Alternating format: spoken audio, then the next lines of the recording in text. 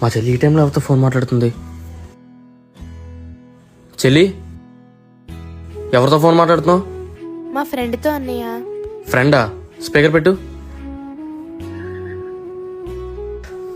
సరే సరే.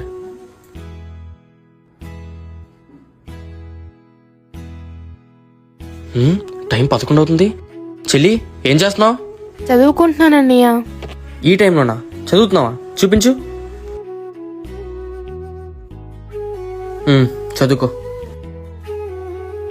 చా, ఏంటో మా అన్నయ్య నన్ను ఎప్పుడూ అనుమానిస్తూనే ఉంటాడు.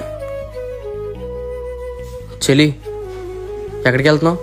షాప్కి వెళ్తున్నాను అన్నయ్య. ఉండు, నేను కూడా వస్తాను. ఏంటన్యా ఎక్కడికి వెళ్ళినా వెనకతలు వస్తానంటున్నావు? నేనేమైనా చిన్నపిల్లని అనుకుంటున్నావా? అయినా నేను ఒకరిదాన్ని వెళ్ళగలను. అయినా ఎందుకని నా మీద నీకు ఇంత అనుమానం?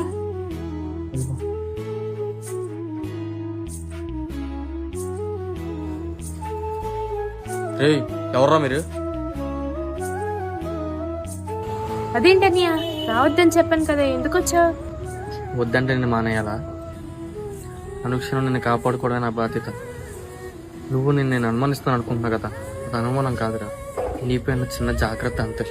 ఎందుకంటే నాకంటున్న చెల్లి నువ్వు ఒకరిదానివే కదా, ఆ మాత్రం జాగ్రత్త తీసుకోకపోతే ఇంకెందుకు అన్నయ్యగా. సారీ అన్నయ్య, నేను తప్పుగా అర్థం చేసుకున్నాను. చెల్లంటే అనుమానమో భయమో కాదు, అదొక బాధ్యత, ప్రేమ.